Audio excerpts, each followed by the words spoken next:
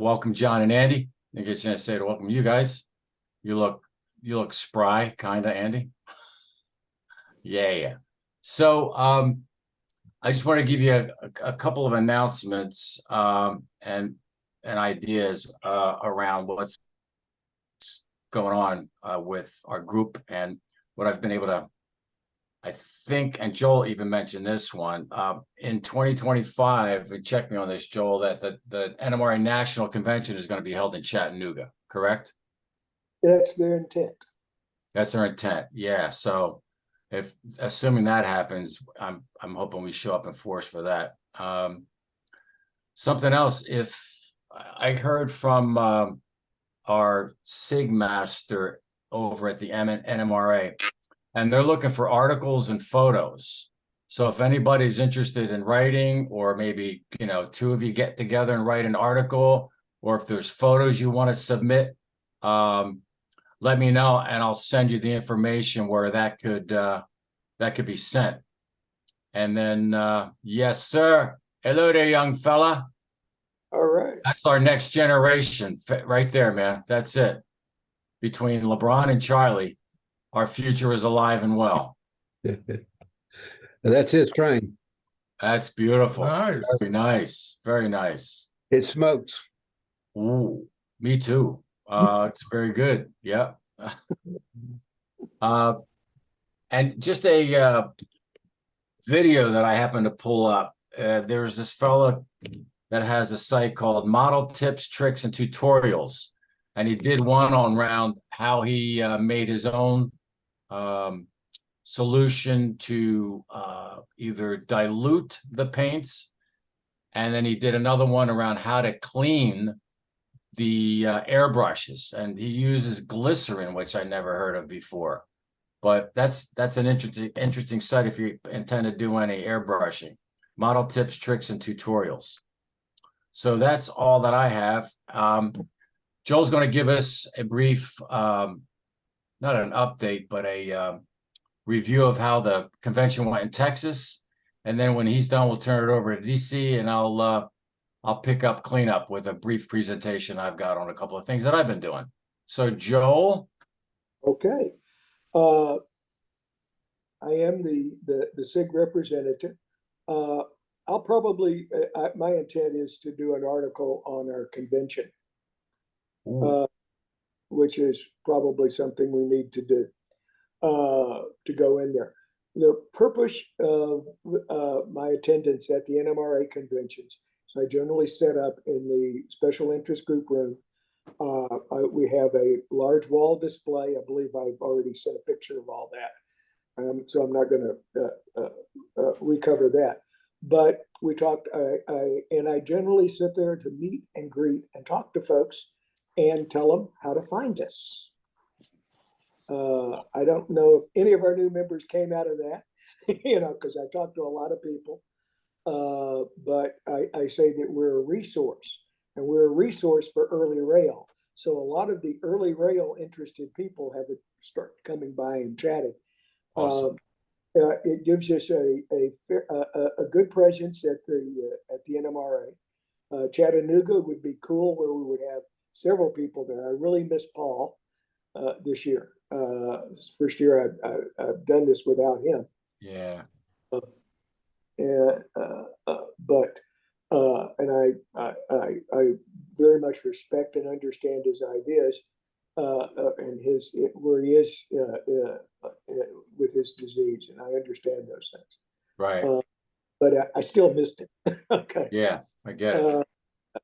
And so at the convention, we had several hundred people stop by and actually chat. And nice. I ran off a big stack of brochures, and I'll stick that back up on the website. The brochure that I hand out, and I think I need to tweak it a little bit. I think we need one of those little things where you can scan and it takes you to our website. So I just kind of looked up how to do that. So I've now got to go get the software so we can have one of those little codes that you just put on your camera, takes you over, and you can put it in. What I really did this year different is I had it nice set up, nice and flat, so you could just take your phone and take a picture of the info sheet with the website on it. Nice, nice. Because you get 10,000 pieces of paper, and every convention, when I get ready to go to the next one, I go to my convention box and I take out all the paper I didn't look at after I got back. Right, that's So I right. think the phone works better because you remember it. And a lot of folks would just type in the URL and take a look. So that's good. The nice thing about it is it's a good clearinghouse for people who are into early rail to understand the challenges and the rewards of dealing with a different period in your modeling and with different kind of concepts. So overall, I feel very comfortable. I'm looking forward to San Diego next year. Oh, good. Thank you, Joel. I think when I see these new member things come up, maybe not with those, but there's been 2 or 3 that have reached out for the link. And I think what I'm going to do is just send them emails back and ask them how they heard about us. I'd like to get an idea of how that's happening and make sure that we're paying attention to where we're generating the interest from. But it sounds like it was great. You had a great turnout. That's cool. Thank you, man. Beautiful. DC. I was to say, as a follow-up to what Joel said, we usually get a couple new members a week. And so like I just approved somebody in this morning. So Right. So I'm sure our outreach is helping a lot. I think so. The videos of the Zoom calls are doing the same thing. So right. Well, I remember right after the convention, there had to be at least 3 or 4, maybe even 5 new member registrations that came in. So I think that's the most I've seen in a while. That's a well done. Thank you. Delaware Central. okay, here we go. From the beginning. Come on, there you go.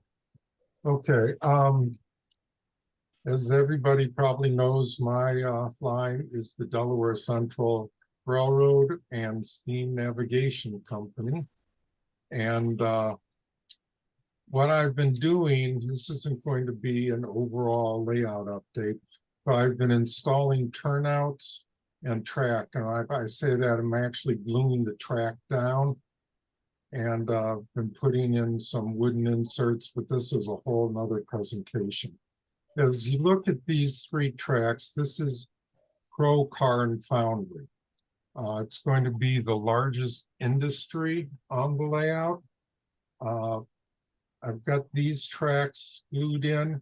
I have the spur running to an engine house because the business is going to be big enough that they're going to have their own little 424 to do the yard duties. Now, this just happens to be a copy of one of Don Ball's engines.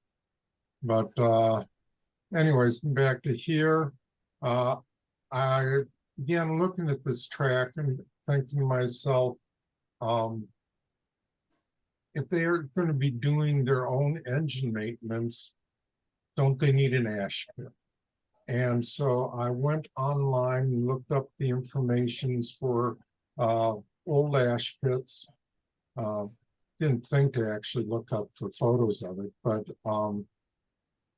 I decided that in this area about in here, I was going to be doing an ash pit.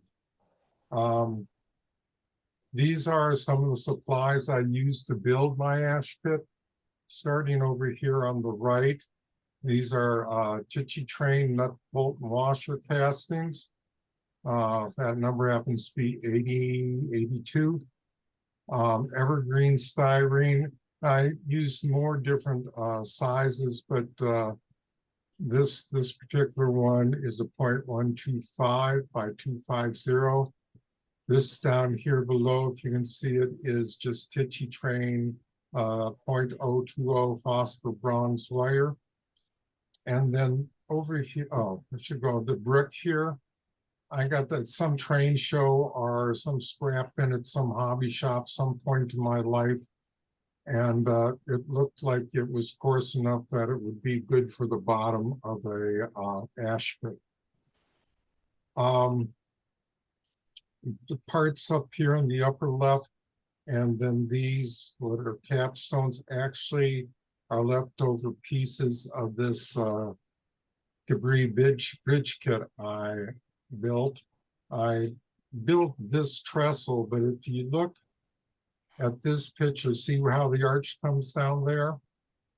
What I did was I had to find some stone that matched, and I extended the bridge supports, and the bolsters, had to make new bolsters. Long story short, I have a whole box of leftover stone and parts from the kit. So that's where those parts come from. This is the initial little box I made. Again, you can see the brick for the bottom. It's actually, when I measured it out, it's about 16 feet long by 13 feet wide by 3.5 feet deep.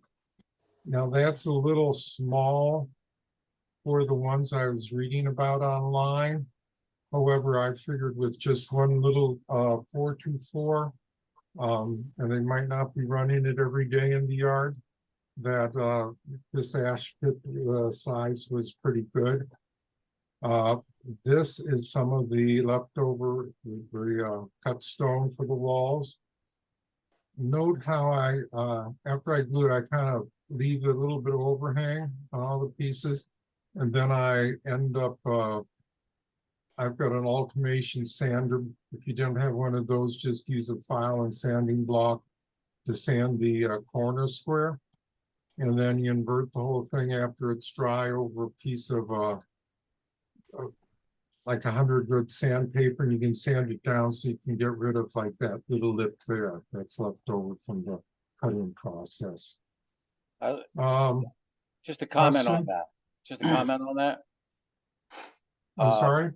I say just a comment on that. I think it's funny how I've known you as long as I've known you, and I never saw this technique that you use. And when I see this, I realized how often I've tried to cut the sides of something exactly, and they were always off, or not always, but a lot of the time. And needless to say, the frustration kind of went through the ceiling.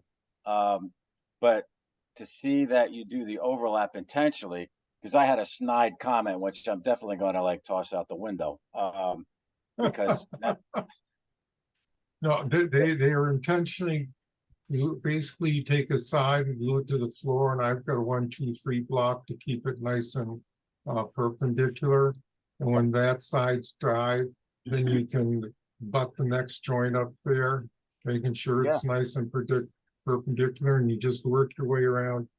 Now, the last piece, normally what you can do is there's different ways to do it. In this case, as you can see, I actually just cut the piece to fit in, but I could have sanded this down even with the floor and then had the same type of overlap there.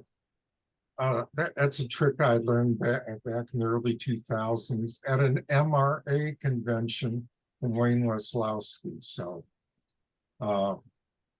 everybody was wondering how great he was, and he said, well, I cut things oversized and I sand down to the right size. So the next step, well, this is showing you what the bottom looked like.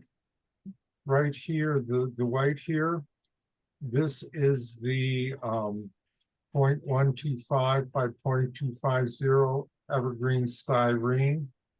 And the reason I use that, if you see this little bit of gray hanging over here, is that those capstones that I use to give the walls the appearance of being thick, to get them to sit properly and square, I need to put some support underneath them. And again, I made this out of scraps left over from different projects because there's no real strength needed, just to hold the tops in place. Okay, at this point, you can see the capstones have been put on. I use several different types of plastic cement. If there's a joint I kind of want to mess with a bit, maybe kind of move into position, I'll use testers, liquid plastic cement. And if I want something that sets up pretty quickly, I use, what is that? Plastruct bonding, that's what I use. Here you'll notice the little circle here from the casting molds. What I've done, will do is I'll put in an evergreen, not evergreen, squadron green putty, and then sand it down. These cross beams are evergreen 12 by 12 nominal. And what I'll do, you see there's one course of capstones here. I actually added a second course because I realized that I want the tops of the stones to be out of the gravel, and the rail's going to be sitting right on top of these two beams here. Next, one of the most difficult things was, well, first thing I did, again, these are 12 by 12 evergreen. I was originally going to use it as maybe cut slabs of stone.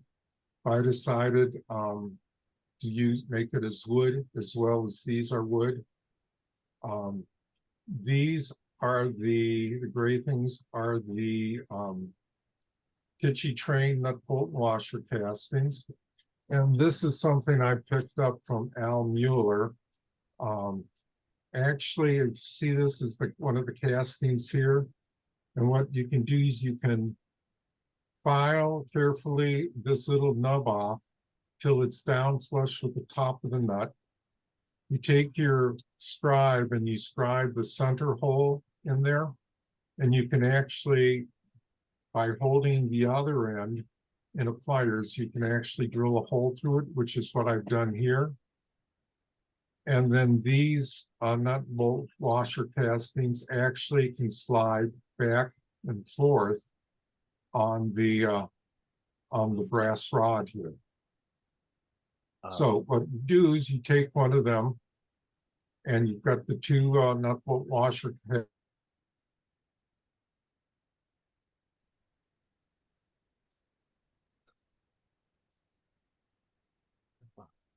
Looks like we lost DC. You see? I thought it was me. Yeah, he's frozen on my end. Yeah, he's frozen. I'm sending him a text.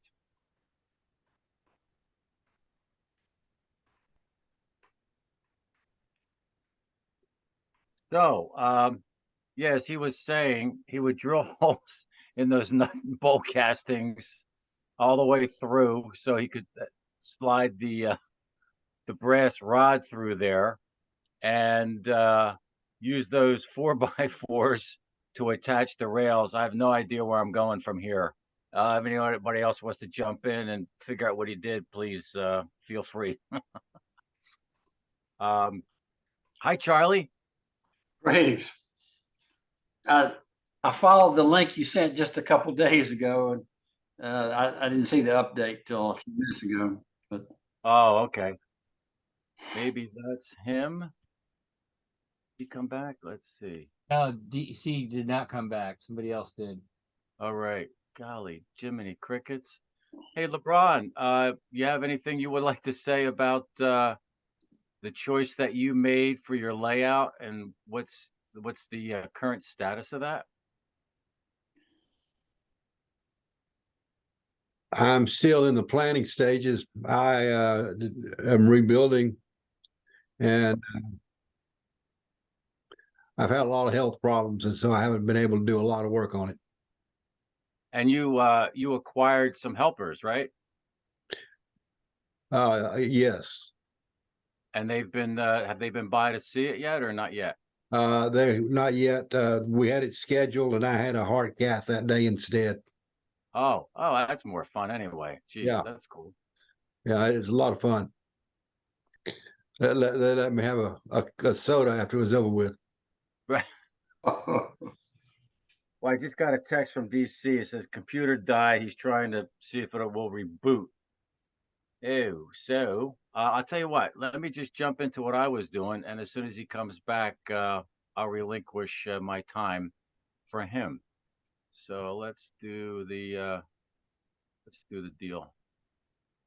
You all see that okay? Yes. Can you see my cursor? Yes. Yeah. Yay! Thank you again, Ed, for that. So, three very quick updates. One, what's been done with the close up, the gap in the backdrop. Two, finishing off that cotton gin scene, and a few points about this three-way that I've been been working on for about maybe a year. So with that, you might have seen this in a prior presentation, but this is where we opened up the aisle, and this entire peninsula got moved against the wall so we could have a nice flow through here during op sessions, and it created this gap of the backdrop. And I've been talking to Brian for a while to see when he could get down here. So finally, he was able to come down yesterday and spend the day. And there he is doing his magic. This might be, here we go. Whoop.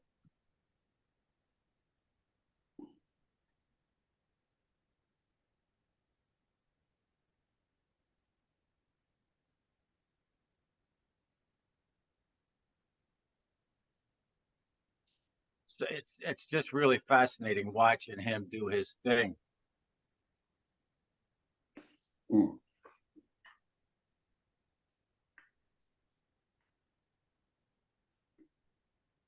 And what we did is we just put it up in the gap and drew a horizon line. And we talked a little bit about what he wanted to do. And, Brian says, here's what I'd like to do. I'm like, sure. It's like, I have rarely had to have any input because he just seems to know exactly what to do. So that was just a quick shot of him doing some of his magic. And that's the final piece that he did here. And I'll tell you, all this that I like right here, this brown area and this brown area, that's all painted in. That's all painted in because the backdrop ended right along here. And the only thing I got to do is close that gap a little bit and put in some clouds, and it's good to go. So that was huge to get that piece done. So it just feels really good to have that complete now. And then I got to do some work on this end over here because this is a piece of the foam core that was used as a hill backdrop. And so there's some blending, maybe some trees or what have you in there. But I love his work. You might have seen this image in a prior presentation as well. Our good friend Christopher Eldridge was going to be doing this, and he decided to pass away and leave it to me. So I'm hoping he's pleased with what I created here. And so Brian and I just talked about what this could look like and how to clean the backdrop up. And this is him doing some more of his magic.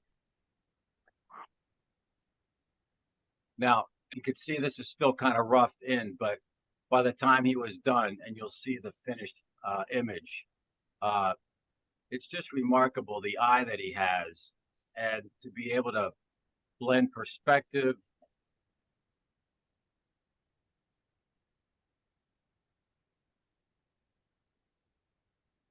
It looks rough right now, but here's, oh, let me go to the next one. So there's the what it used to look like, and that's what it's like now. So a couple of things I need to do is lay in some green in some spots build the path for the mule.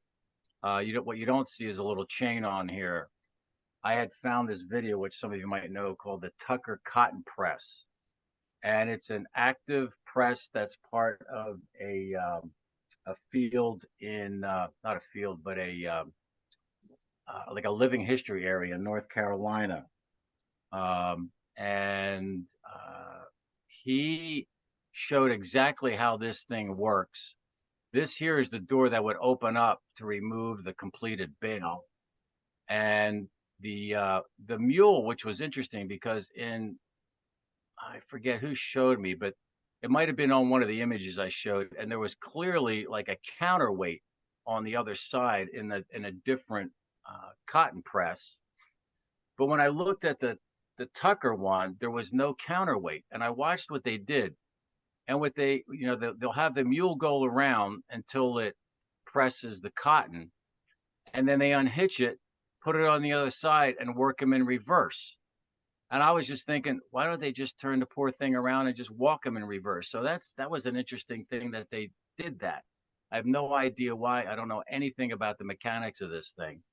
But once that is all scenic and the path is in, Marty Vaughn had made, which some of you probably recall, he scratch built figures based on an image that will go in there and populate it. So there'll be people coming out of here down a stairway with baskets of raw cotton, and then there'll be a fella up here putting it in, and that should complete this. So from a scenic standpoint, the layout is like 99% done. So that's just been huge. On to the three-way. Just as a refresher, the rails to be mindful of are these, what we call, at least what I call them the fly rails. And this chair tie, not the chair tie, but the head block is, I only used one, and I'll show you that in a minute. And then you'll see what had to occur in order for this area to function reasonably well once it's wired. So this was the area that I had to cut out in order to insert the three-way, because I just had a track coming in here. And this is behind the rolling mill for some of you that might remember that. And then this is from BK Enterprises. I use all the stub switches I have are from him, unless they've been converted from a standard switch, either from Pico or Atlas. And here's where I'm starting to lay in the ties for the fly rail. This is my head block. And one of the things I did here, see if I can zoom into this, which was a big mistake. I soldered my fly rails onto the head block. And when I would throw the fly rails, they would torque. And that's because, obviously they can't move laterally here. So they would be bound by that solder. And then I saw, I forget, it was probably a video where they inserted rail joiners and opened them up a little bit. So this rail had movability. So when the fly rails are thrown, these are not bound, and they slide where they need to in order to line up with the stock rails and the closure rails.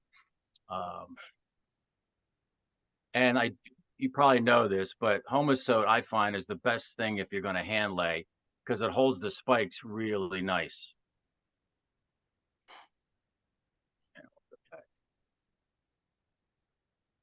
Yeah, there we go. So with the head block and the what the heck is this called again? I forget the name of this, and it was just on that diagram. But the one thing that most of you probably know is that you have to gap the top of these. This is like a not a computer. Charlie, what are these called? A PC board tie. Thank you, sir. So you just need to put a slit in there so it doesn't inadvertently short. I did that with this one too. I don't know what I was thinking, but I put this in because I thought it would be able to carry the current from the stock rails, but don't do that. You can just use a regular piece of wooden tie in here. Hello? Everybody Hello? hear me? Yeah? Yeah, yeah, it's me, Jay.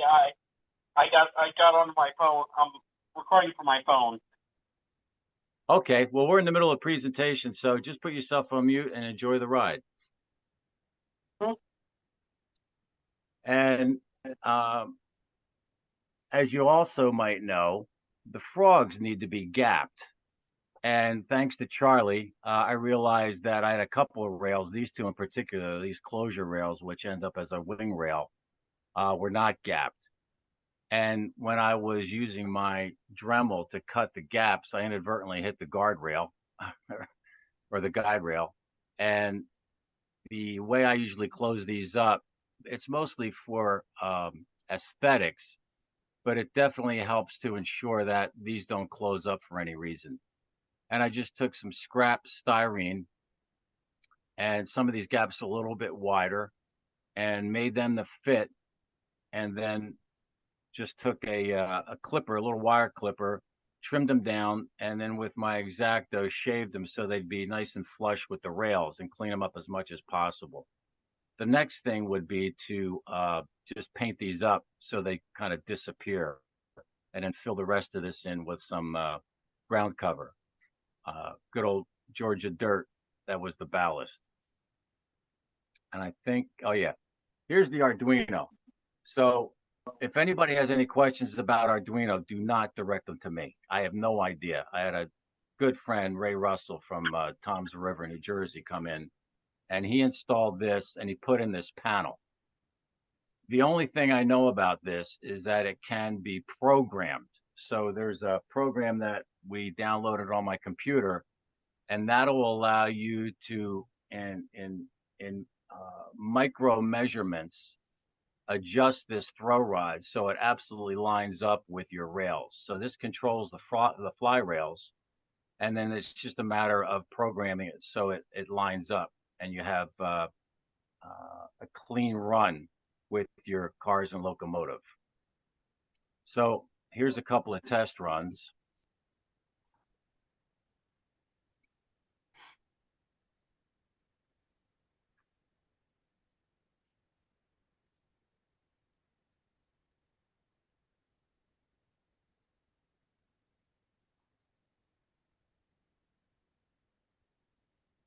Disregard the comment in the background. That was some old radio program I was listening to.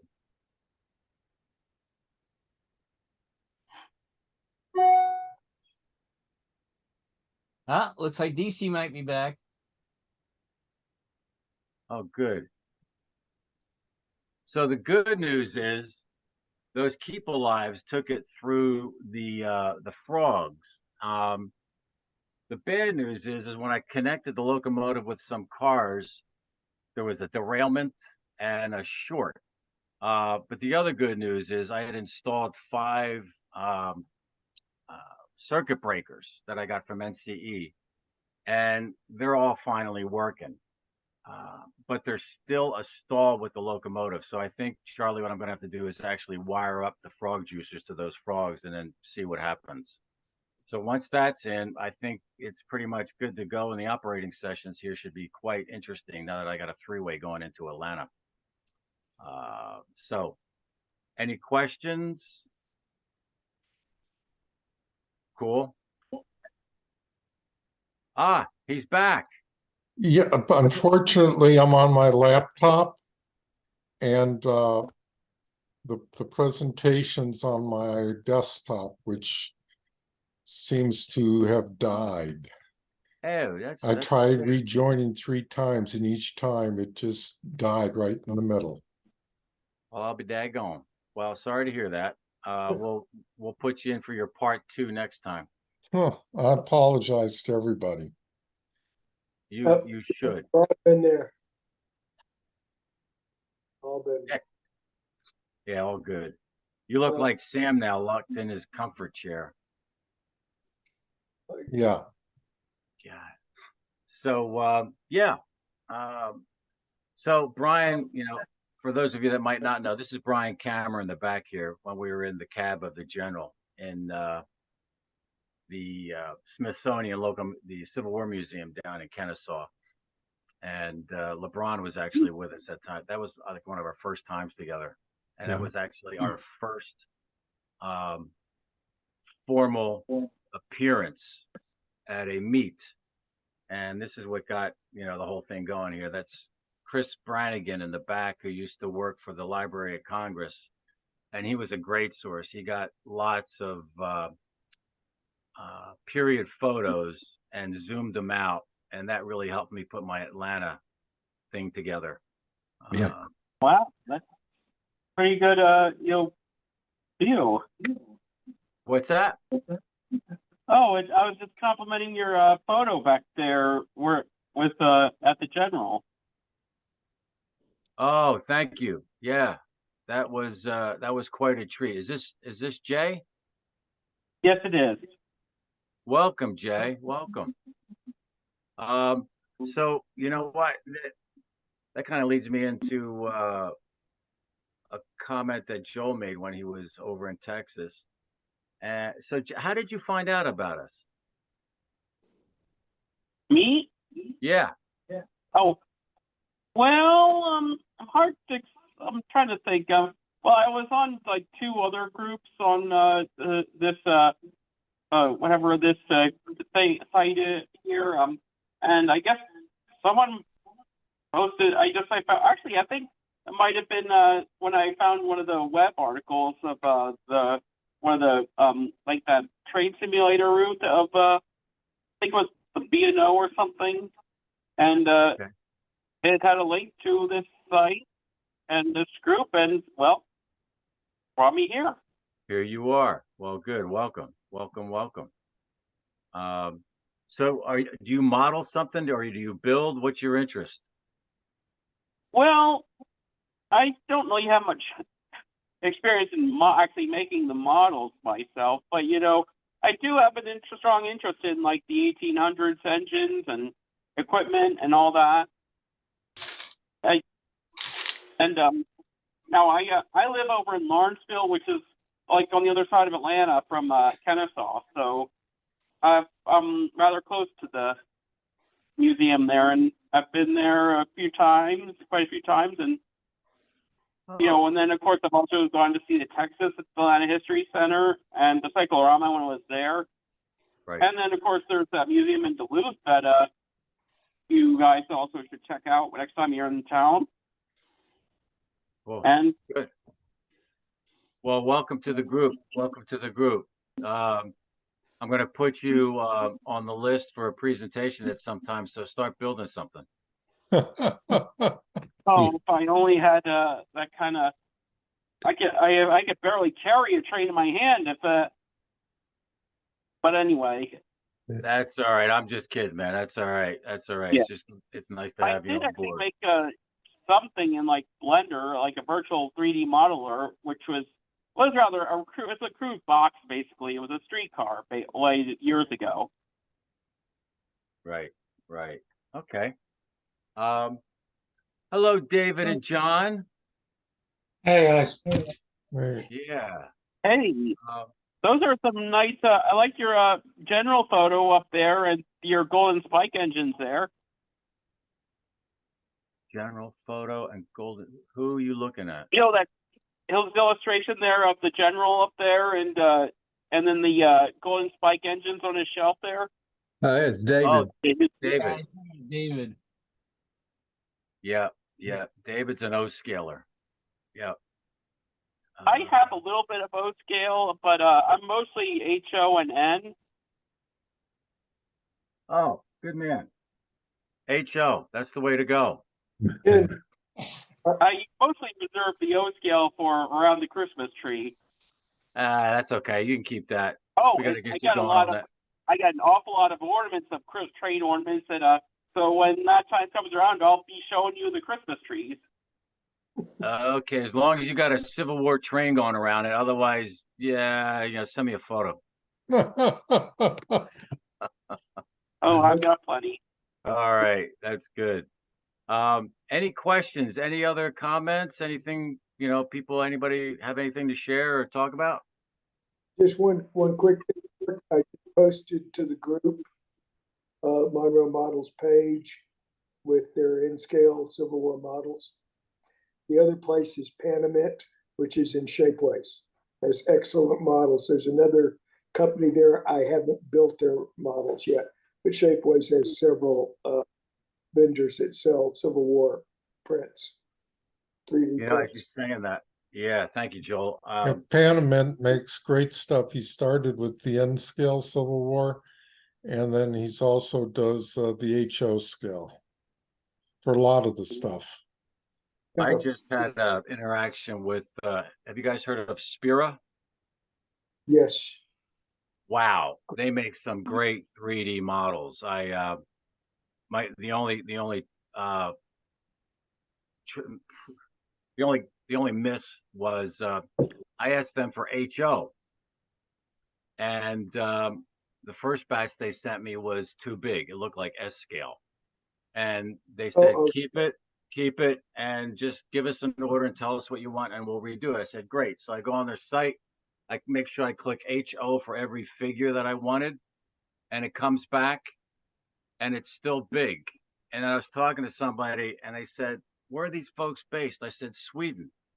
And he said, most likely their HO is OO. And I'm like, yay. So I just got an email from the lady there, and they're so sweet. She said, keep all this stuff. And it was a lot of stuff. Just pay for the shipping on that one, and we'll redo the order. Just send us some photos with the measurements of what you need. And so if you ever want to deal with Spirit, they are top-notch customer service. I mean, they're letting me keep this stuff, and they're going to do a whole new batch, and it's not going to cost me a dime, except for the shipping, which was like $10, and it was about $100 worth of stuff. So yeah, great company, and they have so many varieties of figures. So anyway, I wanted to put a plug in for them. I got a little something to say on the upcoming convention, wherever that's going to be. But Lee Miller said that he has 20 folks from his historical groups who will be on the bus tour with us. So he's bringing 20. And so we're going to be approximately 10, or 10 to 12. And Thom, I'll get with you later, to get the hardest number that you have so I can tell him. But he's also talked to the superintendent at Fort Donaldson, and the superintendent's going to give us a little special presentation also. So good. Yeah, I hope it's a lot of fun. I think it'll be good. His other tours that he did for the group for Shiloh and Vicksburg were great, I thought. Yeah, they were, and at least quite entertaining on the bus too. So yeah, he's a really good guy. He knows his stuff, and yeah, I think we were really impressed and pleased with those two tours that Charlie just mentioned. They were great. They were great. Cool, Charlie. I'll connect with you maybe over the weekend. Yeah, and maybe next time we get together on Zoom, I might give a few minutes on this layout. Oh yeah, you got quite a few things to share with us. Excellent. Okay. Yeah, so I'll be bringing one of the modules, those T-Track modules, because we're going to have an ongoing build going on there with 3 different ones. Charlie has been gracious to supply all the scenicking things that we'll need. Right, Charlie? Right? Or did I miss that? What would that consist of? Ground cover, glue. What else, Joel? Maybe some. I'll have stuff in the truck, and I appreciate anything he would like to donate in the line of ground cover. I have glue out the wazoo around here. I mean, after a 14-year build, I've got so many half-used bottles of this and that. That'll be fun to get rid of some of it. Okay, we'll help you. That's good. Good, yeah, we'll help. Yeah, and I'm doing, I'm trying a new manufacturer for the modules, RS laser kits.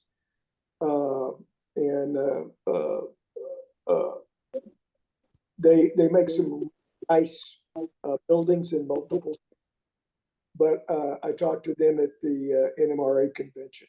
It's the real fun thing there is go talk to all the manufacturers, you know, and grab some of their products. Right, right. That's good, man. That's good. So we're going to try an RS laser kit. That was because the guy that made the best ones unfortunately passed away a couple of years ago. Who made really nice ones. I don't mind making these guys with their, you know, precision cutters are really good for things that look up that other people. That's great. That's great.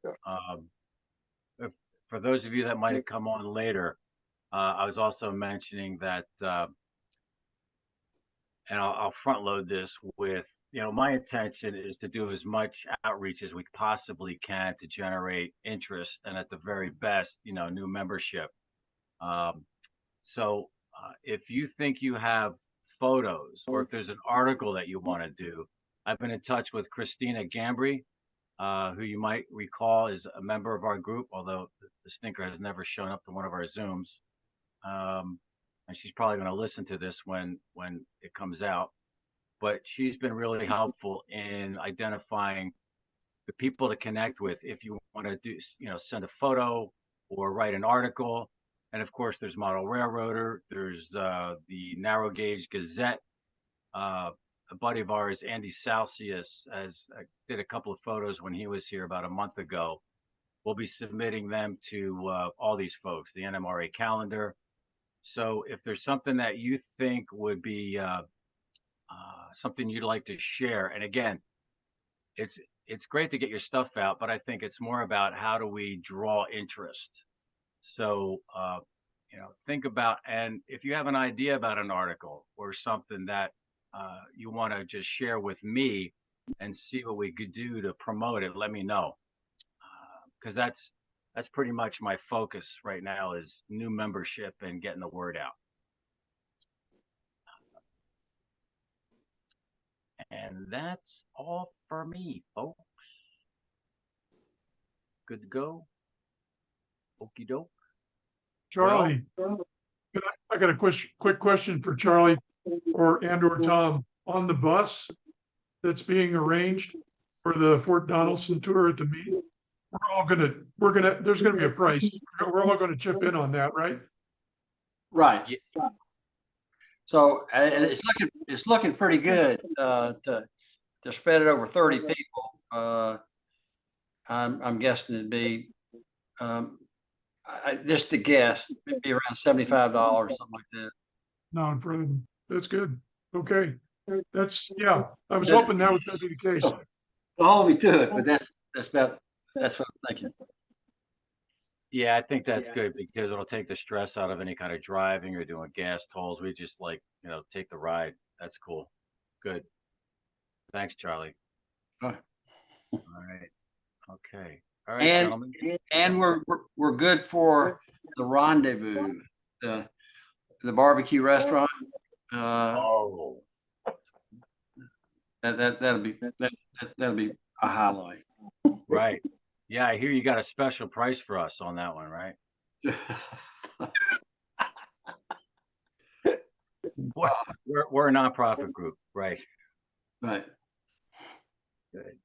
All right, gentlemen, look, all the best to you. Stay well, stay healthy, and I look forward to seeing you next time, which will probably be, I think, in 2 weeks, but I'll let you know. I'll send the date out.